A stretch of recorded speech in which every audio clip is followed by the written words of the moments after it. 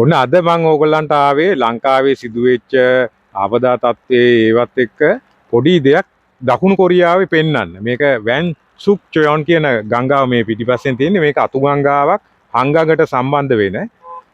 මේකේ දැන් පේනවා ඇති ඕගොල්ලන්ට ලොකු ඉඩක් තියෙනවා මේ පාලම යට තියලා. වතුර පොඩ්ඩයි යන්නේ. හැබැයි ගොඩක් හයියෙන් වහින දවස් වලට ලොකු වතුරක් එනකොට මේවා පිරෙන්න යනවා. ඉතින් මේගොල්ලෝ මේ පේනවා ඇති දෙපැත්තෙන් මෙච්චර ඉඩල තියලා තියෙන්නේ ඒ වගේ වැස්සක් වෙලාවට ගම් වතුරක් එන වෙලාවට වතුර බහින්න. දෙපැත්තේ ඉඩ තියලා ගෙවල් හදන්න දීලා නැහැ. ගෙවල් වෙනම තියෙනවා එපාර්ට්මන්ට්. අන්න අර වගේ එහා පැත්තෙන් හදලා තියෙනවා එපාර්ට්මන්ට්. ඕගොල්ලන්ට පේන්නේ දිගටම තියෙන්නේ ඔය එපාර්ට්මන්ට් මිනිසුන්ගේ බිස්නස් කරන කඩ අනම්මනම් ඒවා තමයි තියෙන්නේ. ඊට පස්සේ හයිවේ එකක් යනවා එහා පැත්තෙන් ඔය වගේ.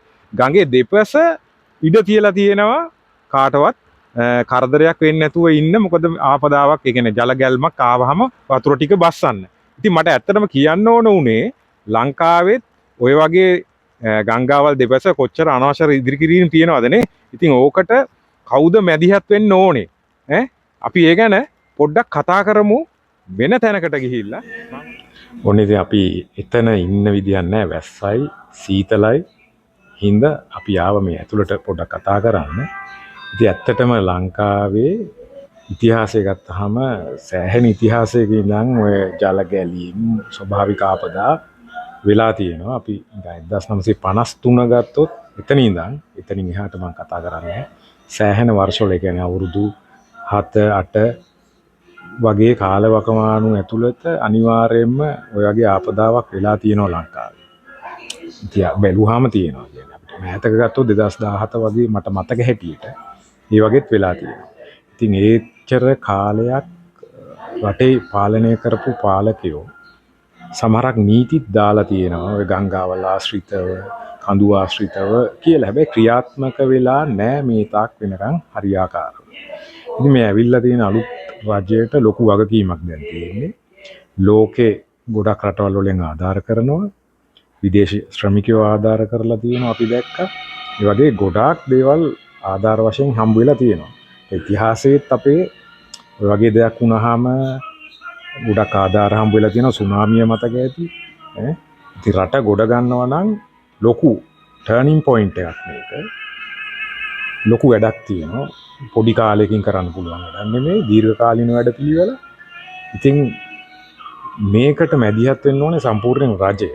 රජය මැදිහත් වෙලා කරන්න ඕන වැඩ පිළිවෙලක් මේක. ඒ කියන්නේ ඔය වගේ අනවසර වෙන මිනිසුන්ට ආපදාවක් වෙන තත්වයක් ඉතිහාසයෙන් පාඩම් ඉගෙනගෙන ඒ ආශ්‍රිතව ඉදිකිරීම කරන්නේ නැතුව කරන්න පුළුවන් වෙන මිනිසුන්ට තැන්, ඒ කියන්නේ ජීවත් වෙන්න පුළුවන් තැන් හදන්න ඕන. දැන් ඔයගොල්ලන්ට පේන්නේ නැති මෙහෙ, ඒ කියන්නේ වෙනම කැලවල් ටික වෙනම කඳු වෙනම තියෙනවා. ඊට පස්සේ මිනිසුන්ට ජීවත් වෙන්න එපාර්ට්මන්ට් හදලා වෙනම ඒවල තමයි මිනිස්සු ඉන්නේ.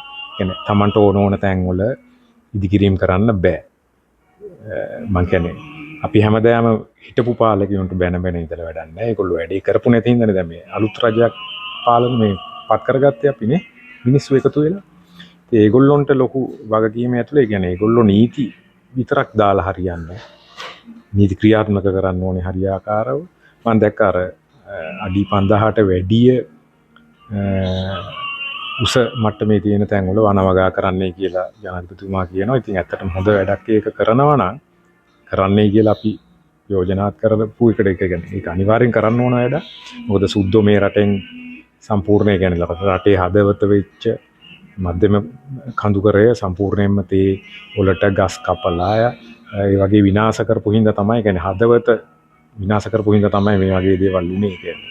ඔය ඉස්සෙල්ලා මම හිතන්නේ ගොඩක් දෙනෙක් ඔය ගැන කතා කරලා තිබුණා වෙච්ච දේවල්. ඉතින් ඉස්සරහටවත් ඔය වගේ දේවල්, ඒ කියන්නේ අපේ මිනිස්සුන්ට ආපදාවක් වුණා වහම අපේ මිනිස්සු උදව් කරනවා, ඒ දේ වෙනවා. ඊට තමන්ගේ සමහර අපිට පවුල් පිටින්ම නැති වෙලා යනවා, දුක් වෙනවා. හැබැයි අවුරුද්දක් විතර යනකොට ආයි සියලුම දේවල් අමතක කරනවා. අමතක වෙනවා. ඒ වලට හරියන ක්‍රියාමාර්ග, ඒ කියන්නේ පරිසරයෙන් දෙන ඒ වෙන ආපදා සම්බන්ධයෙන් අධ්‍යයනයක් කරලා ඒ සම්බන්ධ වැඩි හරියක් ඩැමේජ් වෙන පැති ඒ වල මිනිසුන් අයින් කරලා මිනිසුන්ට හරියට ජීවත් වෙන්න පුළුවන් පරිසරයක් හදලා දෙන එක රජයේ වගකීම. ඉතින් අමතක කරන්න එපා. අවුරුද්දක් විතර යනකොට දැන් සුනාමියේ අමතක වෙලා තියෙන්නේ. දැන් ආයිත් ඔය මම දැක්කා එක එක හිටපු රජවල් වල හෙන්චයියෝ තැන් වල අනවසර ඉදිකිරීම ඉදි කරගෙන ඒ වගේ දේවලුත් තියෙනවා. ඉතින් අමතක කරන්නේ නැතුව මිනිස්සුගේ ජීවිත ගැන හිතලා අනිවාර්යෙන් වගකීමෙන් රජය කටයුතු කරයි කියලා අපි හිතනවා. මොකද මේක හොඳ අවස්ථාවක් ලංකාව ආයි ඉස්සරහට යන්න. කියන්නේ සුද්ධෝ හදපු පාරවල් 188ක් විතර මම හිතන්නේ තාමත් තියෙන්නේ රේල් පාරවලුත් එහෙම. ඒ පාරවල් වලට එහාට ගිහිල්ලා මේ කියන්නේ ඒ පාරවල දැන් අලුතෙන් පාරවල් හදා ගන්න පුළුවන් මම හිතන්නේ ආධාර හම්බ වෙලා තියෙනවා. මෙහෙම කියන්නේ කඳු වටේ රවුම් යන පාරවල් නෙමෙයි සාමාන්‍යයෙන් උබන් මාර්ග වලින් හදාගෙන යන පාරවල් ඒ වගේ හදලා තියෙනවා. මම කියන්නේ එහෙම කරන්න කියන එක නෙමෙයි. කියන්නේ හොඳම දේ අනිවාර්යෙන් රජය තමයි තීරණය කරන්න ඕනේ. මිනිස්සුත් මැදිහත් වෙන්න ඕනේ. අමතක කරන්න නරකයි. අවුරුද්දක් විතර යනකොට දැන් හරි එහෙම කියලා සබහාදහමෙන් සුද්ධ කරනවා අනිවාර්යෙන්. සබහාදහමට වෙච්ච හානිය වළක්ව ගන්න අනිවාර්යෙන් සුද්ධ කිරීමක් වෙනවා කියලා මට නම් තේරෙන්නේ. ඒකින්ද අනිවාර්යෙන් රජය මැදිහත් වෙන්න ඕනේ.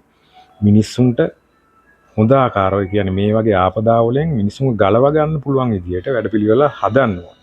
ඉතින් ඇත්තටම මම මෙහි තියෙන දේවල් ඕගලන්ට පෙන්නන්නම් ගොඩක් වෙලාවට මිනිස්සුන්ගේ කියන්නේ මෙහෙත් ජල ගැලීම් වලින් සුබහදා මේ ආපදා වලින් මිනිස්සු මැරෙන හැබැයි මේගොල්ලෝ අවම කරගන්න ඒක ඉගෙන ගනිමින් ඊළඟ අවුරුද්ද වෙනකොට ඒකට වැඩපිළිවෙල යොදනවා. දැන් ඕගලන්ට මම අර ගඟ පෙන්නුවේ පොඩි දෙයකට. අන්න ඒ වගේ. ඉතින් මට කියන්න තිබ්බේ ඇත්තටම ඔය වගේ දේවල්. ඉතින් රජය මැදිහත් වෙන්න කියලා තමයි කියන්නේ ජනාධිපතිතුමාටත් වැඩපිළිවෙල හොඳයි ක්‍රියාත්මක කරනවා නම් තවත් හොඳයි කියලා කියන්න තියෙන්නේ. එහෙනම් රැඳිලා ඉන්න ජර්නවිත් රවින් අනිවාර්යෙන් ඔයගලන්ට මේ වගේ රටේ අපේ රටට ගන්න පුළුවන් දේවල් තියෙනවා අනිවාර්යෙන් පෙන්නනවා. එහෙනම් ජය වේවා.